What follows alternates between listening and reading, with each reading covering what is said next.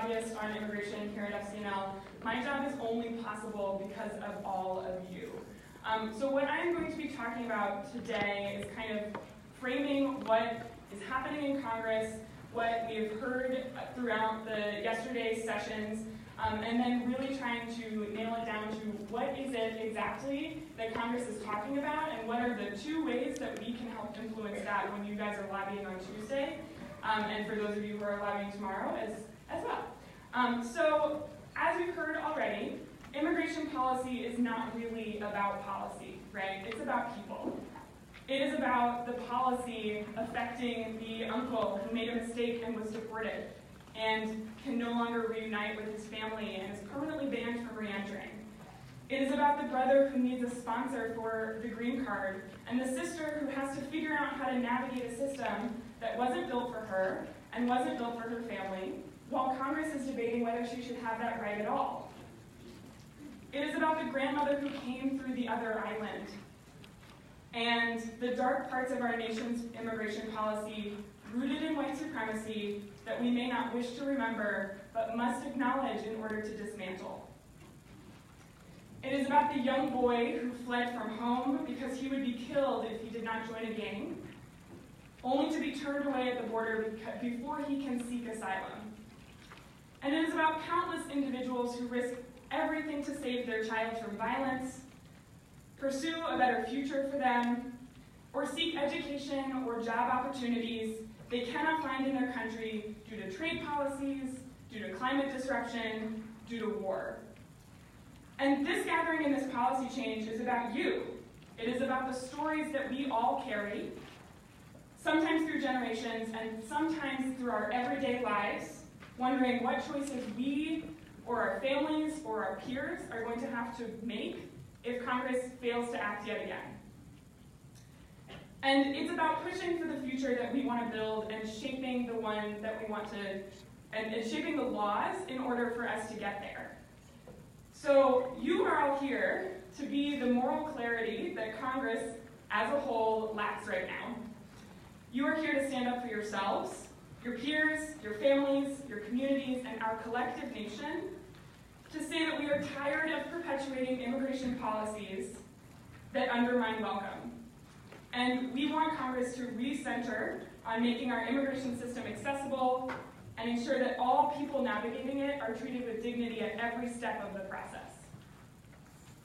So I want to thank everybody for being part of that work, for joining me in this work that I have been watching from the sidelines, watching from our pod, murmuring about and sometimes actively expressing my dissent with in our pod. And your timing really could not be better this weekend. And I'm going to share a little bit about why. So as you have heard, Congress has not meaningfully reformed the system in about 30 years.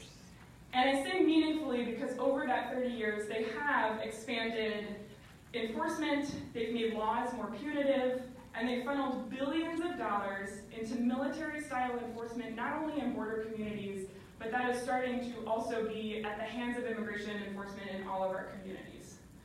And absent congressional action to reform the legal side of our immigration system, there are millions of people who are living in the shadows. Many of them are fearing imminent separation from family members. They could be subject to prolonged detention. They could have potential return to life-threatening situations. And some people could have returned to situations that they don't understand, to communities that are not their communities. So there is wide recognition in Congress, and there has been over this 30 years, that they must revisit this system. And Fcnl, as you've heard throughout yesterday, is working towards federal policies that promote and respect the rights, safety, and dignity of all immigrants, all migrants, all refugees, and all people. Because we know that this will make our communities stronger, and this will make our nation better. So, to say the least, the Trump administration has not been a partner in these efforts. And that is the kindest that I can say that. They are instead doubling down on these enforcement-only approaches that we know don't make our communities safer. But worse, they are doing so to set an example, to prove anecdotally that they are enforcing the immigration laws like no other administration has done before, as if that is the problem of our immigration system. And so, to be clear, turning campaign rhetoric into policy has real, drastic consequences on people's lives, and this administration is even targeting people who have gone to every possible length to navigate the system the proper way, and the proper way in the absence of congressional reform. So one of those ways is through the Deferred Action for Childhood Arrivals program, which was put in place, it's also referred to as DACA. It was put in place by President Obama in 2012.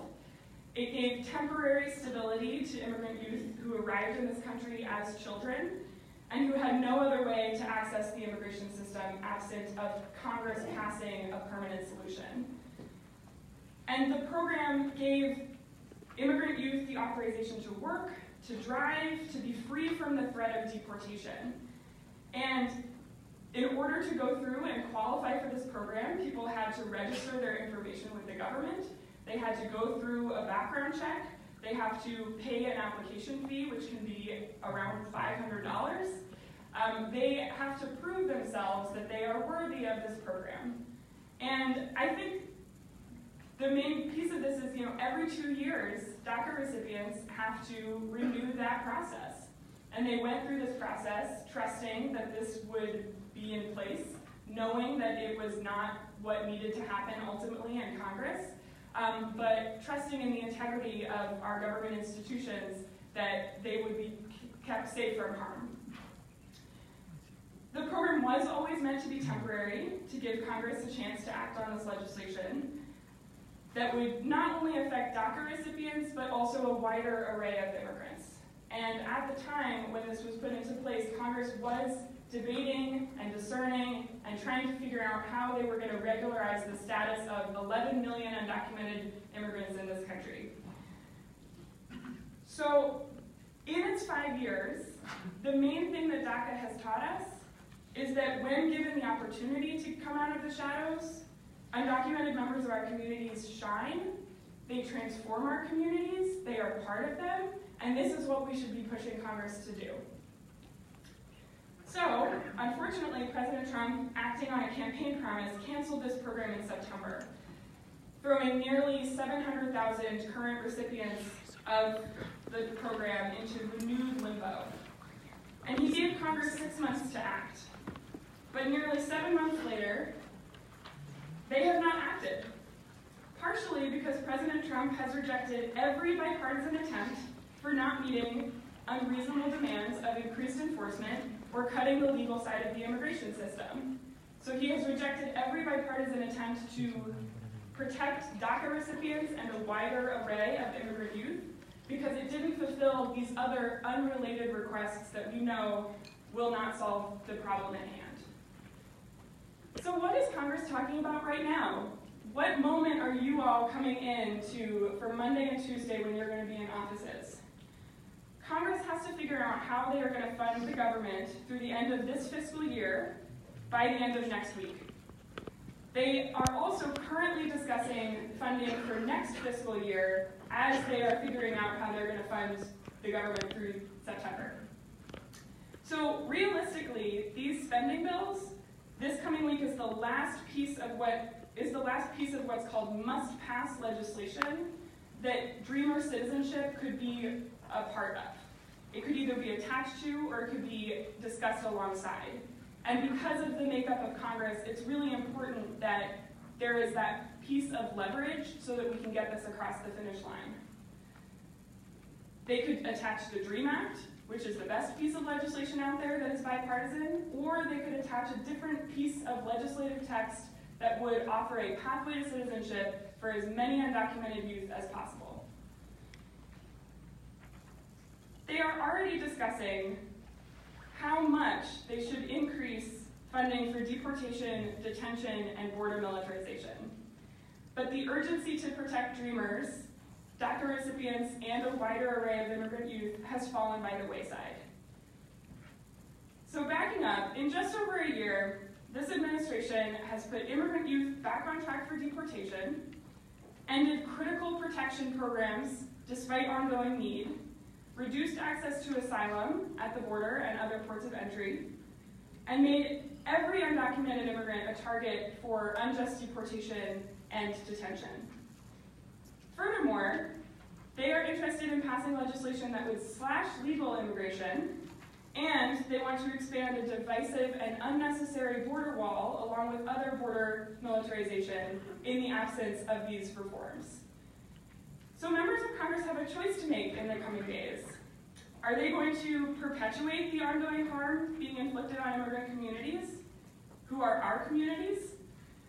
Will they funnel more billions of dollars into the machinery of unjust deportation as requested by President Trump? Will they act to further entrench a punitive immigration system? Will they give congressional blessing to the human rights abuses that happen every day in the name of enforcing our nation's borders? Or will they use their legislative power to stop these injustices? And so our job on Tuesday is clearly the latter. We want to ask members of Congress to immediately focus on legislation that provides a long overdue pathway to citizenship for dreamers, that rejects spending billions more on endless immigration and border enforcement, and that does so in a way that both keeps families together or lays the groundwork to do so, and strengthens legal immigration. So the DREAM Act, as I've mentioned before, and you all may know, provides a pathway to citizenship for undocumented immigrants who came to the U.S. as children and grew up in our shared nation, and the people who would qualify under this legislation because of the name are usually referred to as dreamers. Their protection is long overdue. The first iteration of the DREAM Act, for those who don't know, was introduced in 2001, and Congress has still not protected dreamers. With the cancellation of DACA, it's even more imperative that Congress act to protect not only DACA recipients, and I'm really harping on this point, but also a wider array of immigrant youth who would be eligible for citizenship under legislation like the DREAM Act. So we want Congress to know that we don't want this protection to be bargained for additional money for detaining and deporting other immigrants, many of whom could be the family members of dreamers. We don't want this protection to further encroach upon the quality of life of border communities who, because of unchecked expansion over 30 years, have their civil and human rights violated on a daily basis, with no accountability or oversight from Congress. So Congress should be focused not on expanding this, but on making sure that existing enforcement is more accountable to communities and ensuring oversight of the quality of the deportation and detention mechanisms, particularly detention facilities, which are also expanded without accountability. They should not be funneling billions extra to expand this machinery. Furthermore, members of Congress must reject attempts to limit families from reuniting in this country or efforts to cut the number of immigrants who are able to come to this country. And I mention that because we have seen time and time again, instead of talking about the issue at hand, instead of talking about what it is that Congress needs to do in order to protect DACA recipients and other immigrant youth, we are talking about drastic changes to our legal immigration system. And we fundamentally believe that locking more people out of the system will not fix it, and using the plight of dreamers to push for drastic changes of who this nation welcomes is wrong. We should not be using the desperation of people who have been waiting for Congress to act to push through unpopular proposals for our immigration system. So there is a House bill that would temporarily protect dreamers, but also wholesale expand immigration enforcement, border militarization, slash family-based immigration in half, and cut other forms of legal immigration. We reject these kinds of bills that trade dreamers for other immigrants, because this is not a zero-sum game. So in the next week, again, our lawmakers will make choices with long-lasting consequences, both fiscal and moral, And you are all here to help shape that process, to help members of Congress hear directly from the people who will be impacted by these decisions, to show up for each other because you are part of the same communities, and to build towards a better conversation about our immigration system. One that is not focused on how to lock people up and out, but how to bring people in and lift all of our communities up. So at the end of the day, I know that I can walk into offices and tell people what they should be working on and carry that mantle of what people across the country have asked Fcnl to work on. But the thing that's going to change policy is you all doing that yourselves. It's constituent voices and stories. And you will be the faces behind the policy that staff think about when they draft legislation. Yours will be the faces that members of Congress think about when they show up to a committee markup, when they push their party leadership on their priorities, and when they go to cast their votes. And that is what this is about. So 2 days of you all flooding the halls of Congress right before they have to figure out what they're going to do before the end of the week. There are many ways that our immigration system is broken, and we heard many of those ways yesterday, and it can feel very overwhelming sometimes about what the next pathway forward is. But distilled down, there are 2 main points that members of Congress should hear from this group on our lobby visits. Protection for Dreamers of the pathway to citizenship must be added back to the agenda and enacted immediately. And number 2, we want members of Congress to reject spending billions more enforcing broken laws and unaccountable enforcement agencies, especially in the absence of wider reforms. We don't want that to be the conversation that Congress is having right now. So Congress must weigh in, members of Congress individually, with their leadership, with their votes, to protect not only Dreamers, but also a wider array of immigrants, their families, and all of our communities that are affected by unchecked expansion of enforcement. So I'm going to ask you all to also look at the ask sheet that is in your folder. It looks like this. It says a lot of the same things that I have just said from this podium. And the number 1 piece is immediately enact a pathway to citizenship for Dreamers without hurting families or border communities. This is going to be your guiding piece of paper in your lobby visits as you are talking to your groups, as you are deciding what stories you are bringing to the table. From here on out, we are going to be talking about what this means. We're going to be talking about how you can answer to hard questions. That's going to be the panel after we hear from our keynote. And we want you to use this as a resource in your work and to remember that the 2 things that Congress needs to hear from us on Monday and Tuesday is put Dreamers back on the agenda. You don't get to just ignore this. This is always going to be Congress's job to pass this legislation. And as they are thinking about these must-pass spending bills, making sure that we are not putting into play billions more to tear our communities apart.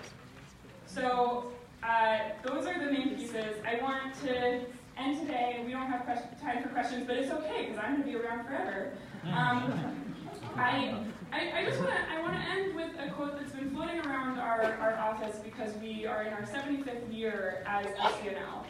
And in 1943, the executive secretary of Fcnl, Raymond E. Wilson, said, "We ought to be willing to work for causes which will not be won now, but cannot be won in the future unless the goals are staked out now and worked for energetically over a period of time."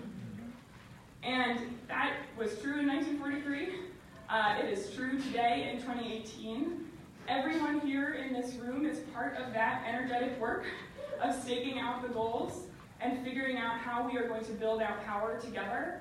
And we are standing on the shoulders of the people, of the Dreamers who have helped lay the groundwork to get us to where we are today, to have this be a better conversation than it was 20 years ago. And together we're going to continue in that work over this next couple weeks, over the next couple days, and I hope into the weeks and months and years as you become that face that your member of Congress thinks about when they're voting on this legislation. So with that, I am going to introduce Itzel, who is going to introduce our keynote speaker.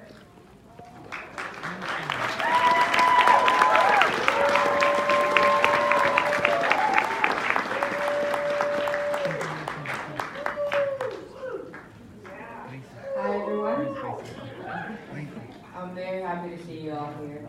My name is Fcnl and I am a dreamer. I'm so excited about our speaker because she has been an inspiration to me, and she has given me the confidence and resolve to advocate for dreamers by sharing my story. She is the reason why I'm here with you today and why I'm so committed to lobbying for immigration reform. It is my honor to introduce you to Graysa Martinez-Rosas of United We Dream. Graysa is the Advocacy and Policy Director for United We Dream, originally from Hidalgo, Mexico. Graysa immigrated to Dallas, Texas, when she was only a few months old with her family. While a student at Texas A&M, Graysa co-founded the Council for Minority Student Affairs to advocate for the rights of undocumented students. 6 years ago, Graysa became a victim of this country's enforcement and deportation machine after her father was pulled over, detained, and deported. She has not seen her father since. Graysa is one of the millions of immigrant youth who are living in anxiety today and who are demanding that Congress passes a Clean Dream Act now. Yes. Thank you.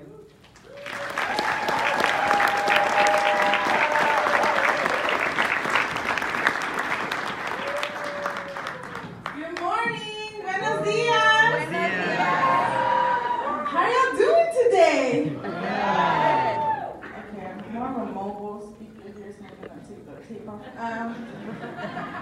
My name is Graysa Martinez-Rosas. I am the daughter of Luis and Elia Martinez. I'm undocumented, unafraid, and here to stay. You all have been the guiding light in the last couple of weeks for me. When our friends reached out and invited us to be here today, it wasn't a really tough time. We were at the end of a campaign that unfortunately did not lead to a win yet of the DREAM Act. And every time that I see people that are like coming together and talking about undocumented immigrant youth, my mind sort of like blows. Because if you were to ask the 10-year-old girl that lived in Dallas, Texas, that was really undocumented and really, yes. Hello? Yes, okay. That was really undocumented and really afraid. I wouldn't have believed me that one day I'd be here in the National Press Club in Washington, D.C. with all of you saying out loud my most deepest, darkest secret, which was I'm undocumented. And that is because I can do that because of my mom and my dad. Again, their names are Elia and Luis. My mom is like I would say the perfect mom. She has the softest hands that make the best tortillas and the best tamales, and she gives the best back rubs. And my dad, he is a Southern Baptist preacher. He is a stern and funny man who likes to throw mud at us, or liked to throw mud at us when we were little and played mud fights in our backyard. And what they taught me was both this idea of being joyfully rebellious. Joyful rebellion. What that meant for me was that, yes, even in in the darkest moments of my life, when I was just really afraid of whenever there was a cop behind me and my mom or my dad, that even in those moments, I could be joyful in knowing that I was with my family. And even in those moments where we didn't have enough money to pay for the electricity and we had to turn up some candles in the middle of the night, I could be joyful and grateful that I had a house to sleep in that night. And the thing about that is that it has charted for me like a story that is like unlike any other story in this country. So I've been doing this work for about 10 years. And there was, when I was in elementary school, there was this teacher, Miss Pat. And she was like, she had red hair. She was like the nicest person nicest white person that I had ever met. She like she tried to speak Spanish with my mom. She was my tag teacher, because I'm an immigrant child, so I had to be talented and gifted, or else I wasn't doing it right. And she saw in me something that I had never seen in myself, which was courage. She saw in me something that I had never seen in myself, which was that I was smart. And, your mom always tells you that you're courageous, your mom always tells you that you're smart, but they have to do that, they're your parents. But Miss Pat sort of reflected on me the truths about myself. And, she always, every year, she organized these, outings to Washington, D.C., or, different places. And every year, at the end of the year, there was, this big travel that, all the smart kids got to go to, and, you had to fundraise all year. And I knew that this was my year, that, 6th grade was my year that I got to go somewhere. But then I was really afraid, because I didn't know what was going to, I had never told anyone my secret of being undocumented. And I just remember, inching, really close to Miss Pat, and, it was one day after school, and I had to tell her, Miss Pat, I'm not sure I can go to Washington, D.C. with everybody. And I was just like, why? And then I was like, well, you don't have papers. And at the moment, I expected the worst. I expected for her to, yell at me. I expected for her to say, get out of my class. I just expected the worst out of it. But what came at me was love and care. And she said, oh, Grace, it's okay. We're going to get through this together. And, as I mentioned to you, my family was poor. We grew up poor, and I could never imagine, how, first of all, how am I going to travel if I don't have papers? And second of all, how am I going to pay, the $2,000 that's going to be here if I can't even pay the light bill at home? And Miss Pat's like, don't worry. I got you.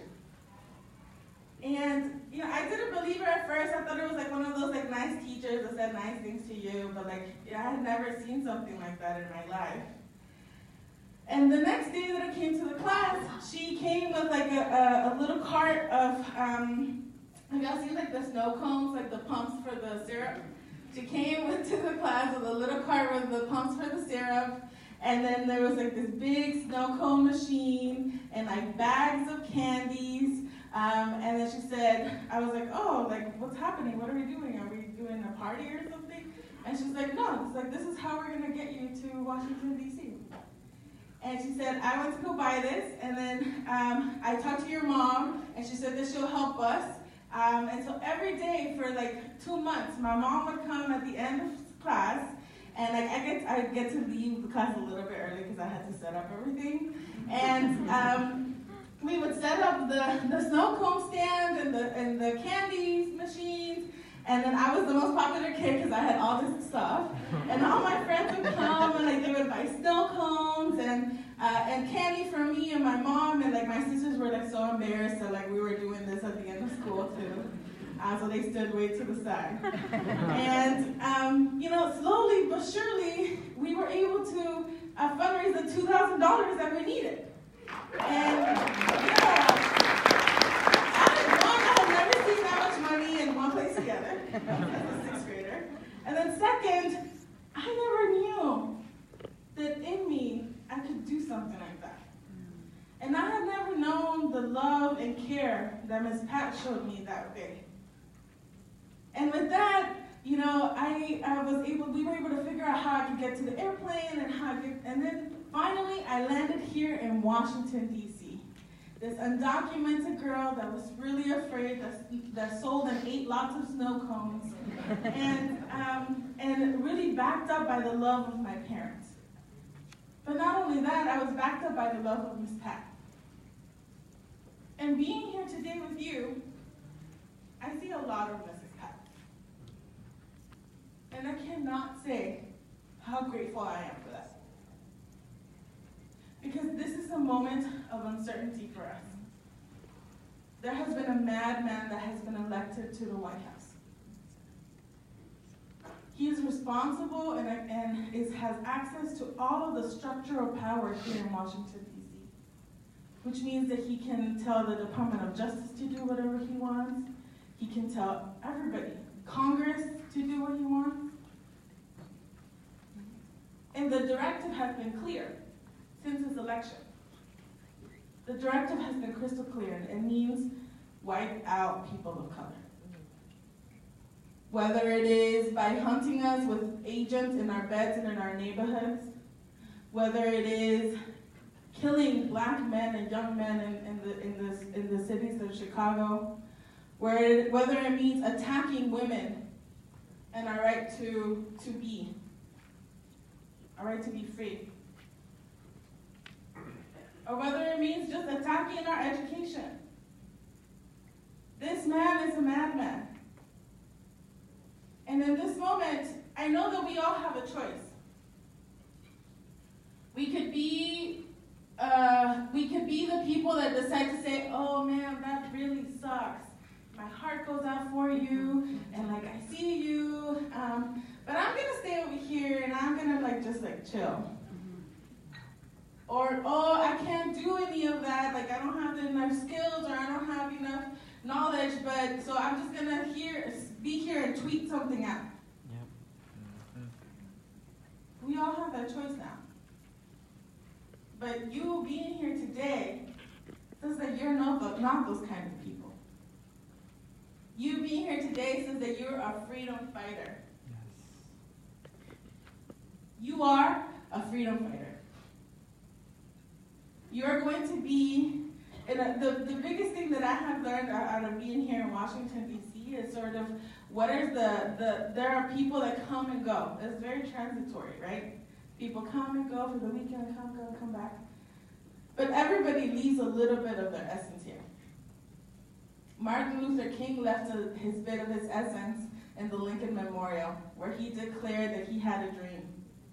And that dream wasn't only for black people, but that dream was for all of us. People that have been, undocumented young people that have been fighting for the DREAM Act for the last 10 years have left their essence on these streets. Shouting undocumented and unafraid, and sometimes I hear the echo of them in the hallways of Congress.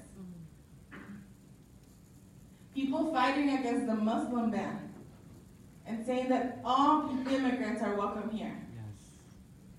That resounds through our streets. And this week, you will leave your essence here. We are building a history together that will truly astonish the world.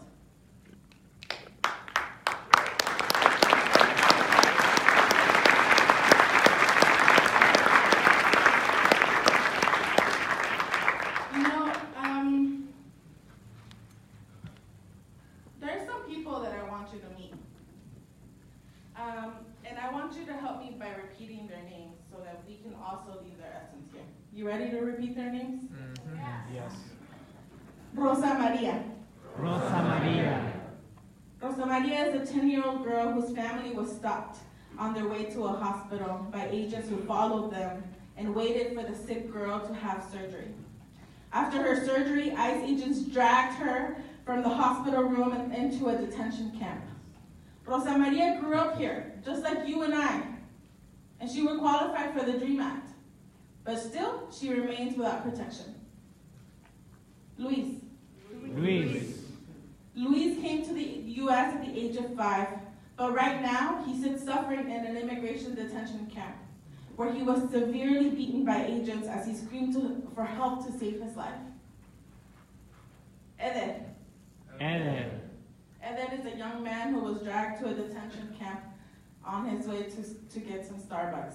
and signed his deportation order just a couple of days ago because he could no longer bear the psychological torture or inhumane conditions of a detention camp that he was in.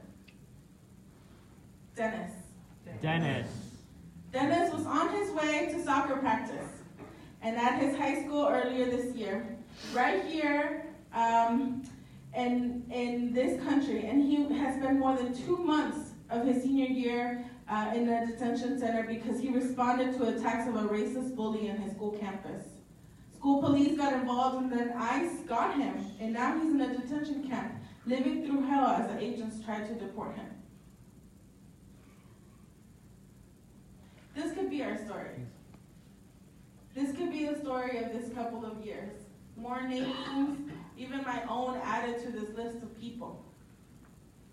But sisters and brothers, I know that we will do what we can to resist the darkness.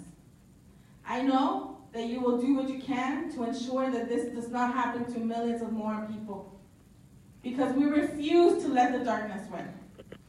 Because we know that the same people who want to deport immigrants want to silence women.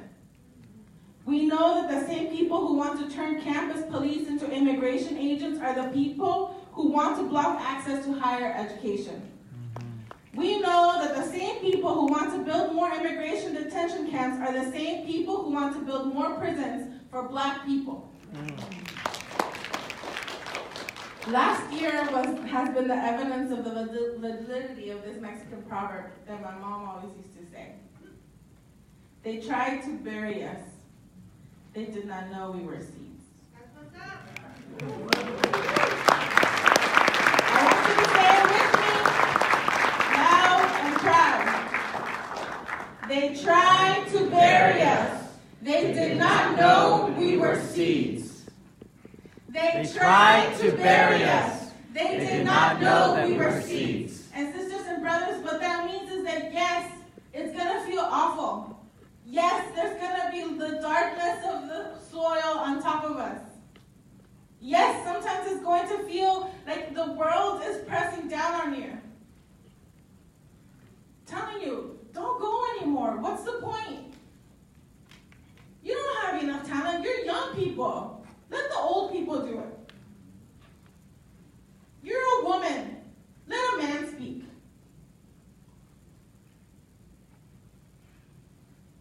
But you are a seed. And with every single day that passes, and every single time that you take action, you are sprouting your leaves. Every single day.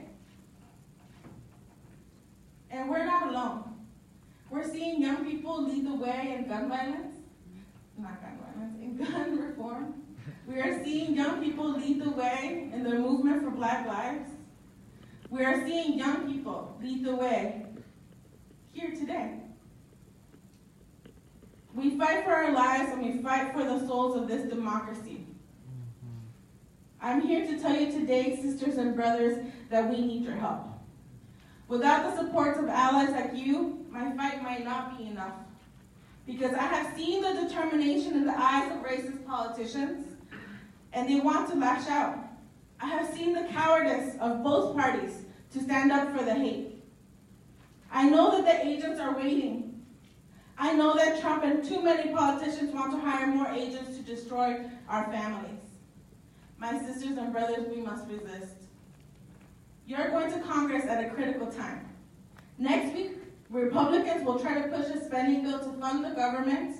And in the bill, Republicans have added billions on top of billions of dollars for deportation agents and detention camps to hunt me down and lock away people of color. They did it because of their allegiance to a madman. They did it because of their allegiance to a madman with a racist worldview that they have determined to force upon every one of us. Yes. And the Democrats? We have heard that some Democratic leaders have cut deals to give Republicans more money for deportation agents and detention camps so that they can get cash for other priorities. Yes. This week is the week to demand answers and to hold both political parties accountable. Yes. So when you go to Congress, I'm asking you to demand two things. One, Congress must protect immigrant youth and pass the DREAM Act. It is a bipartisan legislation. It's been far too long. All members of Congress, Republicans and Democrats, must oppose spending bills that include billions of money for deportation agents. And this is a note for your meetings with Democrats. Don't let them tell you that they support immigrant youth or their DREAM Act while supporting spending bills that pay for agents to deport us. Exactly.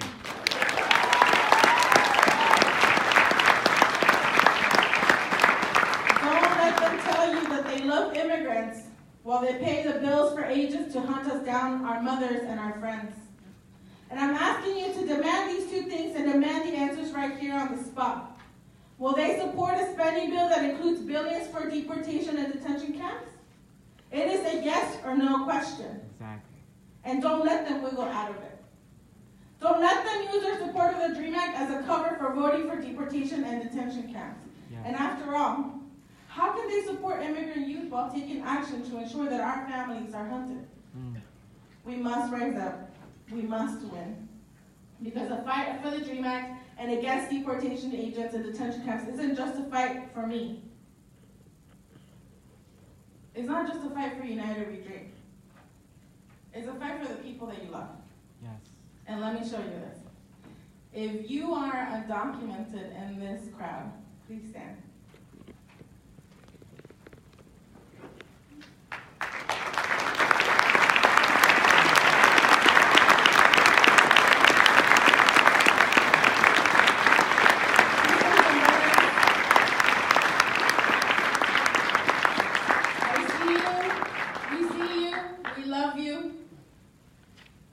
We're with you. And I know that as you stand in this room, you carry with you the stories of your ancestors and the people that love you, just like my mom and my dad love me. And I say that I'm so excited to be standing in this fight with you. And for those of you sitting, this is a call to say that you're not just fighting for the dreamers on the TV, you're fighting for the friends that are you're sharing rooms with, that you're sharing meals with, that are guiding your movement. You can sit down. So sisters and brothers, I want to ask another question of you. Stand up. If you're ready to ensure that people like myself, the people that stood up, stand up if you're ready to ensure that we are protected and we're here to stay. Yeah! Now, I'm going to leave you with this kind of thing. I want you to raise your hands like this. Raise them. All of them. And okay, now I want you to put your hand in front of you and look at it. Look at it, inspect it. You should clean your nails. But sisters and brothers, with these hands, these are the same hands like my mom's hands that know how to make the perfect taco. These are hands that also know how to give the best hugs. And these are the hands that will rebuild our democracy. Yes. And that will keep our families together. Yes. So if you're ready, repeat after me. Power! Power. Transformation! Transformation. Miracles! Miracles. I want it! I want it. I need it! I need it. I gotta have it! I gotta have it. Okay, but I know it's early. I know it's early, but you just saw your sisters and brothers stand up. I just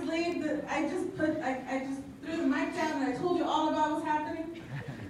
And I need Washington, D.C. to absorb your essence in this moment. Yes. I need this National Press Club to never forget what it meant to have people of conscience in this room gathered together. So are you ready? Yes. Power! Power. Transformation! Transformation. Miracles! Miracles. I want it! I want it. I need it! I need it. I gotta have it! I gotta have it. Power! Power. Transformation! Transformation. Miracles! Miracles. I want it! I want it. I need it! I need it. I got to have it! I got to have it. The final thing I will say before I let you sit and we can start the Q&A is that this is a moment of urgency and uncertainty. And that not all of the moments are going to be like, let's go to the lobby in Washington, D.C. Not all of the moments are going to be, like where you're going to be surrounded by people that support you and think the same way as you. The biggest challenge is going to be when you go home and when people talk about immigrants or people of color. Yes. When you go home and your mayors are not willing to have policies that protect immigrants. When you go home and you maybe start to think, maybe I don't need to do this right now. Maybe I shouldn't prioritize this. I have other things in my life. But sisters and brothers, I know that you know that this isn't just about me. It's about all of us. When they come after one of us, they come after all of us. And we've come too far. We've come too far. Women and men have laid down their lives for this moment, for us to have the ability to come to Washington, D.C., and with free speech say that that immigrants are welcome here, and that Trump has no place in our democracy. Men and women have shed tears to ensure that those men and women, your moms and your dads and your aunts and the people that raised you, they have shed tears to ensure that you arrived here safely. So please, let's remember that we have come too far and that we can't turn around. And the final thing I will leave you with is the words of a Black poet. Her name is June Jordan. June Jordan wrote a poem that I believe is better sung than read out loud, and that has guided me through this awful moment, but that has also given me the joy and the hope that I know and I hope that I was able to transmit to you. Will you join me in singing? Yeah? So I'll sing one piece and then you repeat singing. You ready? It's okay if you feel like you don't have, use your shower voice. We have come too far. We have come too far. We won't turn around. We won't turn around. We'll flood the streets with justice. We'll flood the streets with justice. We are freedom bound. We are freedom bound. Now this time I want you to really feel your feet on the ground. I want you to take a deep breath in, out. I want you to think about all the people that you love, all the struggles that you yourself have gone through and have overcome, and your commitment to one another. You ready to sing again? We have come too far. We have come too far. We won't turn around. We won't turn around. We'll flood the streets with justice. We'll flood the streets with justice. We are freedom bound. We are freedom bound. Thank you, sisters and brothers.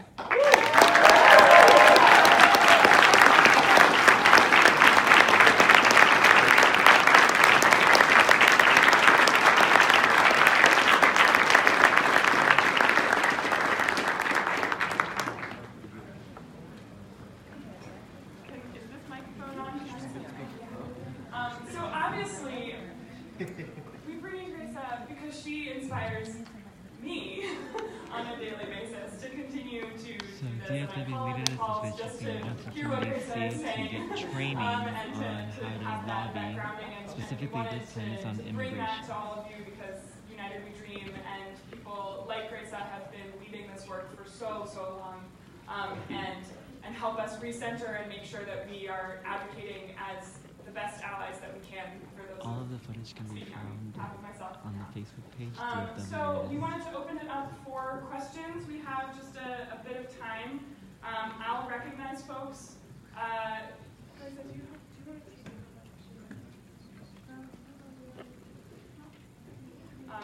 so yeah, if there are questions, so the person who's in the gray sweater right here. And we'll take a few questions at a time. questions at a time, so we'll do this first, and then is there another person? Yeah, the person who's in the white shirt after this. First, just thank you so much for being here. That was like, I can't even get the words how lovely that was. My question is, what do you think are the barriers to like reforming things like racism and white supremacy? What do you think are the main blockers for changing that? That's a really good question. I think of two words. I think of courage and love. Part of the challenge that we face is that we have not yet had the courage to figure out how do all of the issues sort of intersect. Yes. So there's this idea that like immigration goes here, that criminal justice goes in this bucket, that racial justice goes in this bucket, and LGBTQ rights are here. When in reality, I am and you are the intersection of all of those things all at once. And whenever we sort of like separate these things, it's difficult, or it feels like you're just sort of like fighting against each other for resources, for like time.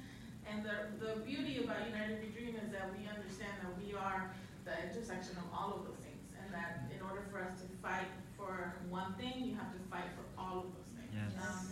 And I think that that was a big realization of Dr. King, which is he was saying at the end of his campaign, he launched a Poor People's Campaign, because he understood that it wasn't just about Black people being segregated, and it wasn't just about racism. It was about the economic injustice that people all across the country face. And so I feel like if we have more love and courage to be able to see those things, I think that we'll be on our way, and I feel like we're there. And the person at the college. Thank you for inspiring us. A quick question. So first you asked us to support Dreamers and also stop racist enforcement are the two asks. My question is, I keep reading about like people that say have been here for 39 years in this country who have had green cards and then been deported. So this administration took away the rights from judges to hear some of these cases, and they're keeping it in the hands of bureaucrats to make decisions about deporting people. I recognize that the two things you asked us for are important, but what can we do about some of the other stuff that even if these two things were passed, there are some racist policies that have been put in place that could hurt people even after, say, something as awesome as these two things happening could still sort of crush people's dreams, or people who have been living here forever get deported, that sort of thing. Thank you.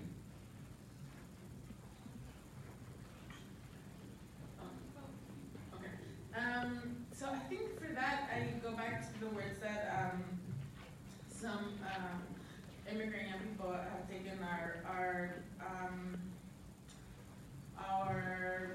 responsibility very seriously of leading a movement of people.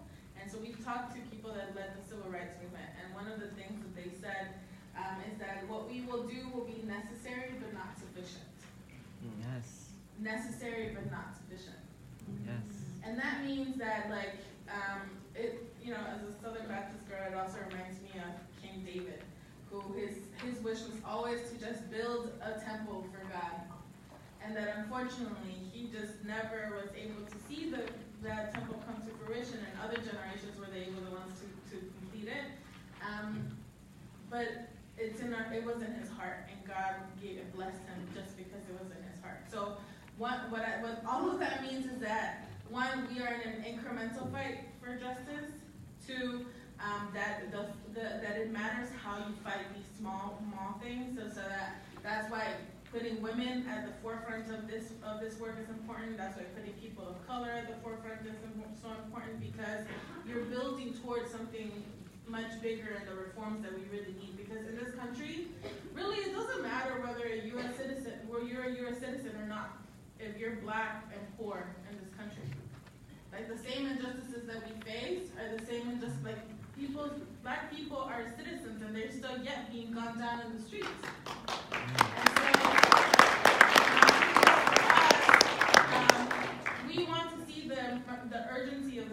which is like our people and our families being contained and supported.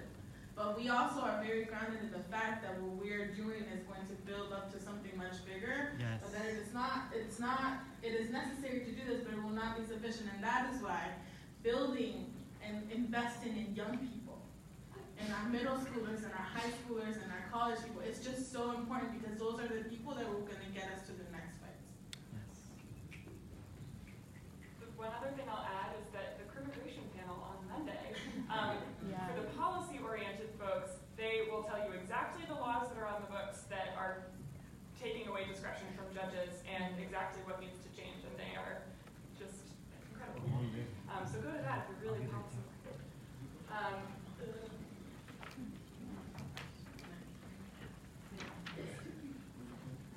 Okay, the person in the blue shirts.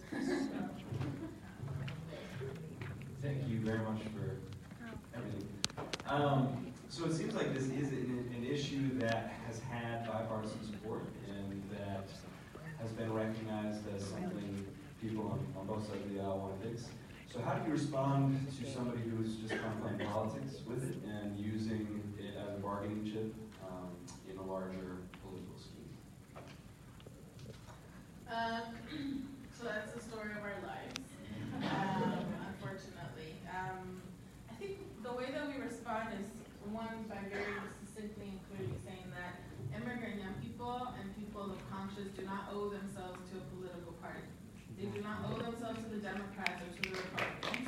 We owe ourselves to our families and our communities.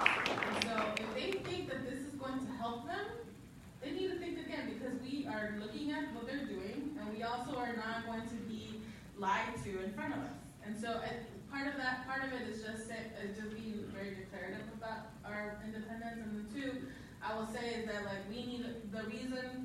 one of the reasons why we haven't won this fight yet is because we don't have enough political power. And as a strategist, it's really important for us to be able to be very critical about where we are, and for me that's it. And so that's why it's so important for us to be able to build out alliances, people who have the power of the vote, people that understand what it's like to feel separated and then understand that this is their fight too. Because that, what we will build, again, will truly astonish the world and has to change the political calculus for Democrats and Republicans. They think that you don't care enough about this. They think that you may love the dreamers and, you might have some friends, but really when it comes down to it, you care more about, tax reform and, yourself than anything else. And I think that is a challenge, and I also think that it's also an opportunity for all of us.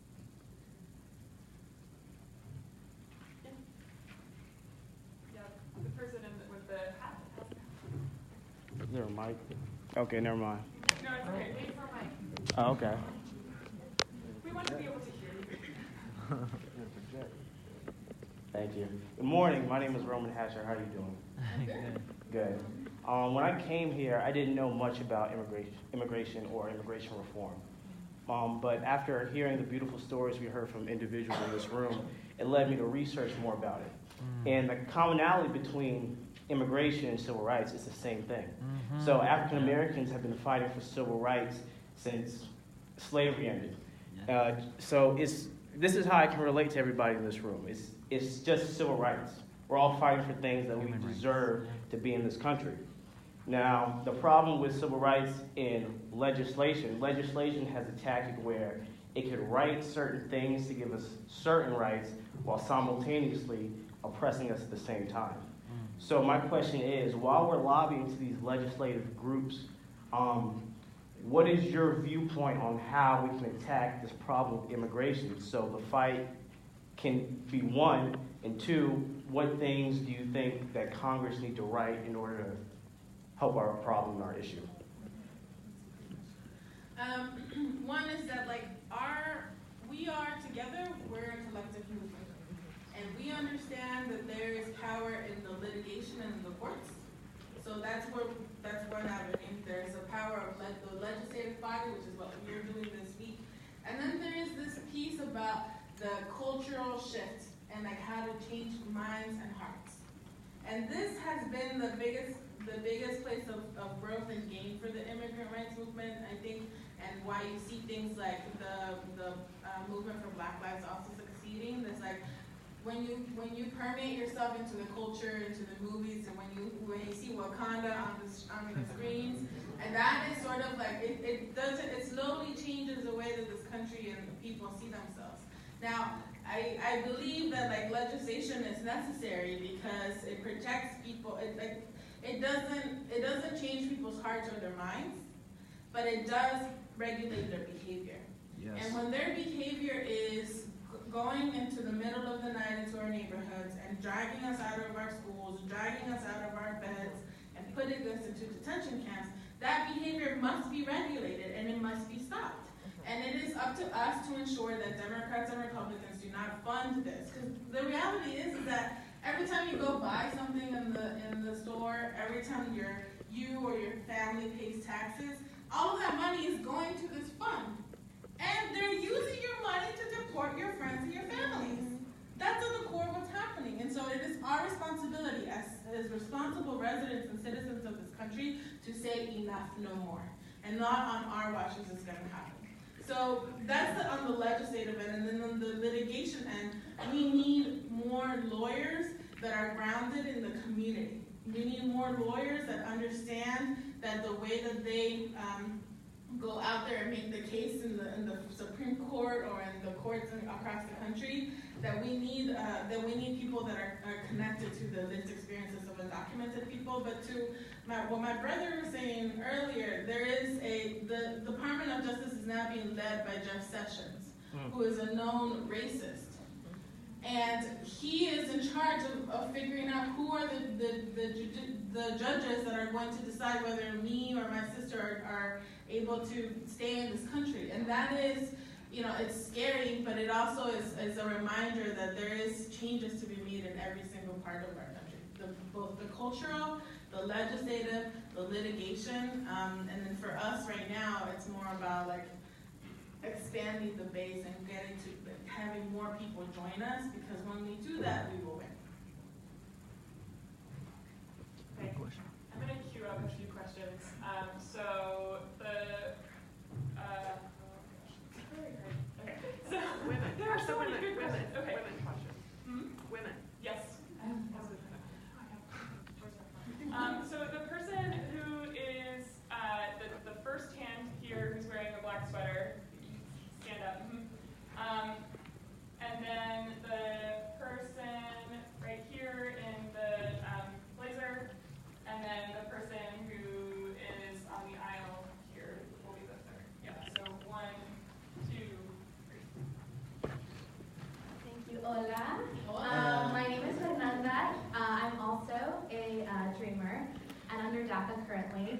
I just had a question. So how do you keep your hope? I think that there have been so many times in my life where I felt like I just wanted to give up, or like the fight wasn't worth it, or that it was pointless, that I should just ignore it and just, pretend to be something that I'm not. Especially, don't get me wrong, I love my family, but I'm constantly hearing from my family, they'll say something like, ya que esperas, ya cásate. So that translates, what are you waiting for? Get married. So thinking that getting married to an American citizen is the answer, which, I'm not willing to get married simply to get a green card. That's right. Yeah. So I kind of wanted to hear your input and your wisdom on how I can keep being hopeful. And what we're going to do is we're going to answer each question as they come along, but then we're going to just know where the mic goes next. So, go ahead.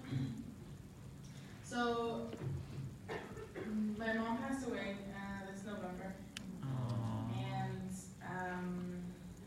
it's the most difficult thing that I have ever faced in my life. But it's also, I believe, in some weird way, like a gift from God, to be able to strengthen my heart to say that you can both hold joy of being alive and finding purpose, and you can hold grief and sorrow and pain at the same time. And so we cannot ask each other to be like superheroes that do not feel the things that we feel. The depression that comes from being in this country and like feeling powerless, the anxiety that comes from knowing that like this man is in the White House. No one is asking us, and it should never ask us to ignore those feelings, because those are the things that make us human. But the other thing is this joy. And again, joyful rebellion for me like has been taught to me by my parents, and it's saying like even in the midst of all of those things, that there will always be things to be grateful for. Or that there will always be people that have your best interest at heart. So sister, I want you to remember this moment. When you're surrounded by like hundreds of people, literally, that only want the best for you, and that are willing to take their time and their money and their like talents and advocate for us and with us. And so I would say that like one of the things that I'm most excited about at United We Dream is we're having a summer of joyful rebellion, where we're just getting together and like doing some fajitas and getting some music and listening to each other share stories, because it's so important to just hear each other out and see where everybody is. So I will say that like the things to share with you is that you're not alone, that I see you, that I hear you, that I love you, and that I'm not alone, that all of these people do the same thing. And that you don't have to pretend that everything's okay when it isn't. That you can hold both things at once.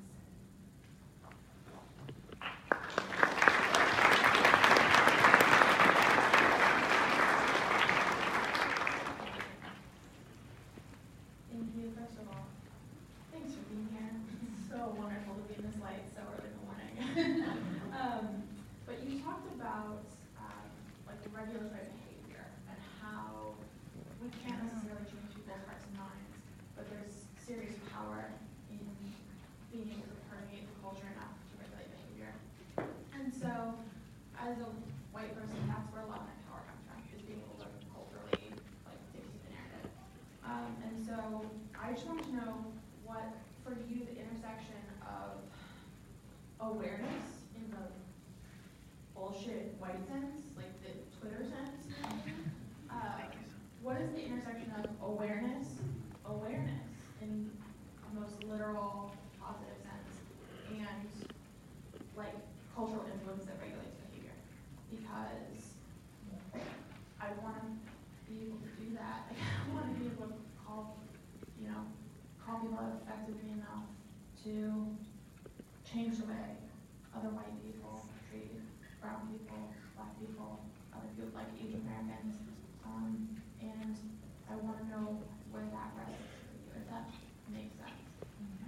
Can I repeat back the question? Yeah. So just to say that you're asking of yourself and other people, like what is the best way to show up for folks in a way that is both aware, it's not the fake, like.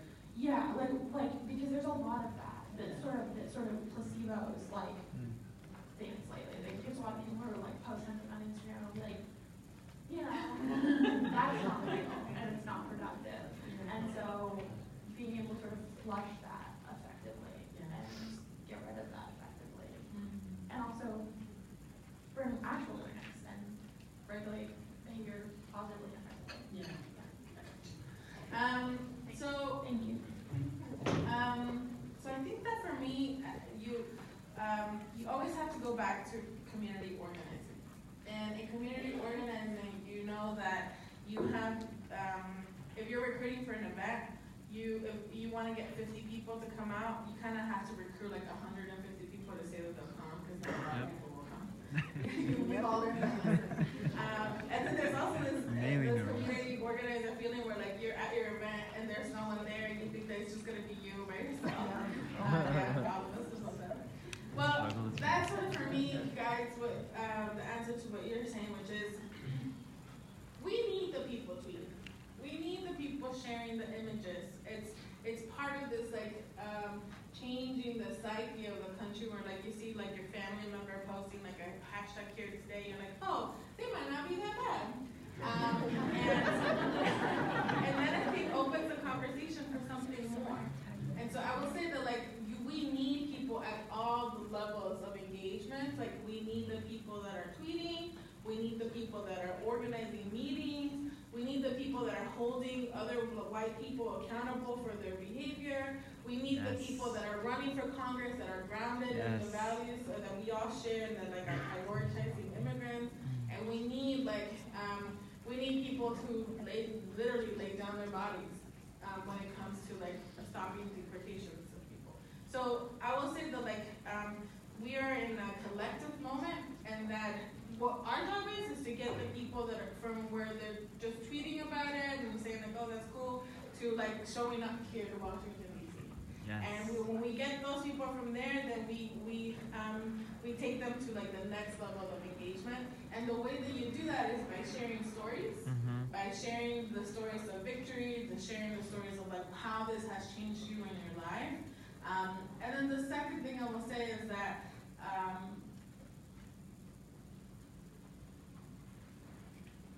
I'm not sure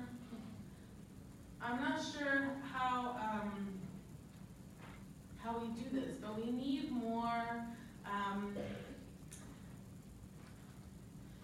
There's this moment for me as a leader in the immigrant rights movement about how much direction I need to give to people wanting to be allies versus how much space I create for people to be allies themselves and create the strategies themselves that speak to them and their communities. Because I don't come from a white community, so I cannot go out and say like I'm going to organize white people. Like that's just not.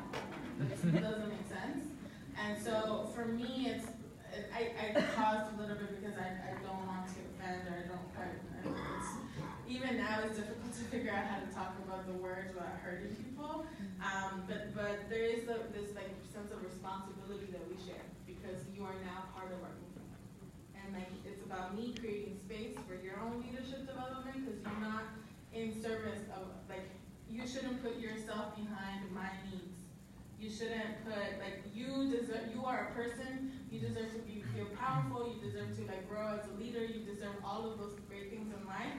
But there is this tension that we have about racial inequity that we all must be aware of. So I don't know necessarily the answer, and I feel like that's the challenge of our moment. Where like she and I can sit together in a meeting and then we can have each other's back because we're women, and we can have each other's back because we have a shared goal, but also understanding that there's differences that make us strong. So I don't have a complete answer, but I do know that it's going to be important to struggle with it together and to share spaces together, which is why I'm so grateful to be here.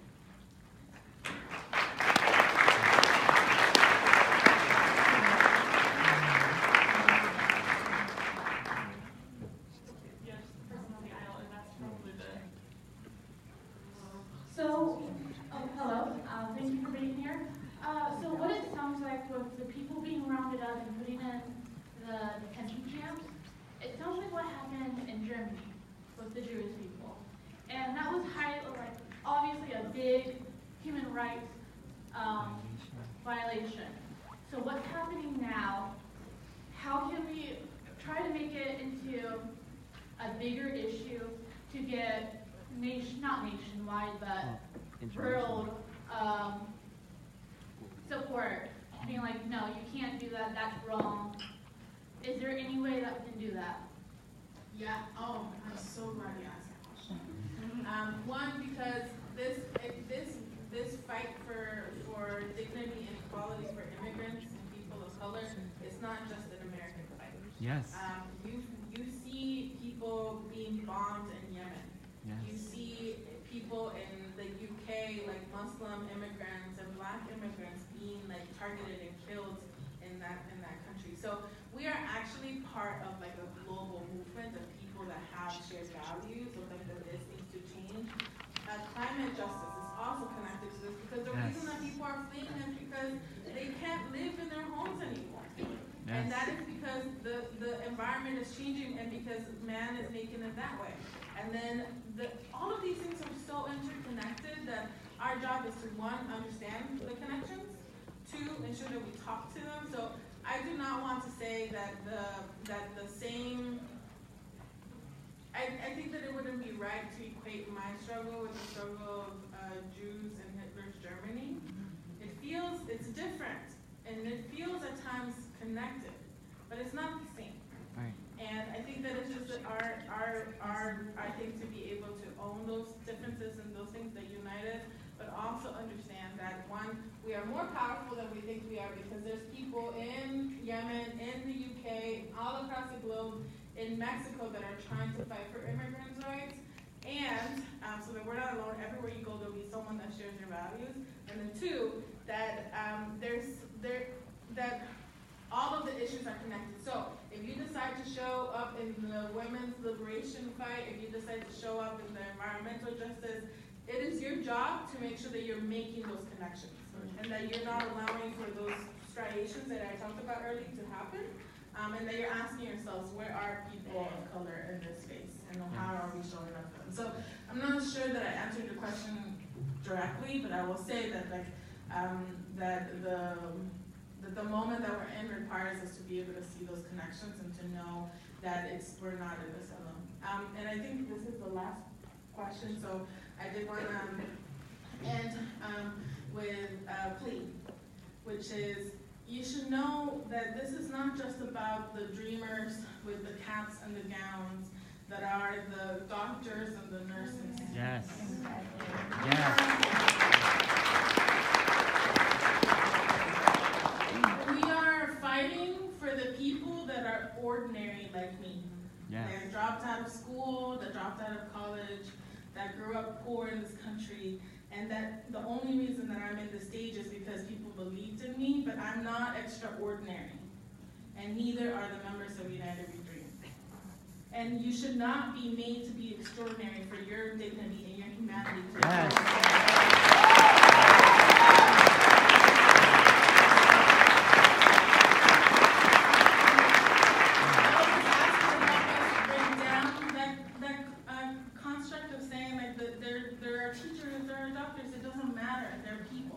And the second thing I will say is that we belong to families. If you fight for the dreamer, you fight for their mom and their dad that created them and who they are. Yes. And so when you talk to Congress this week, take that with you. It's not just about the 2 million undocumented young people like me. It's about the 11 million people, and it's not even about the 11 million people. It's about the millions of people that are poor and brown and black in this country and are women. Yes. And that if we do our work right, we're going to be cementing a history that we can only imagine. That anyone who doubts your resolve and my resolve to ensure that this country is made better does not have to believe it. They just have to watch us. Yes. And that the dignity and the love that is within you should be also shared with everybody else around you. So with that, I just say thank you so much for your question.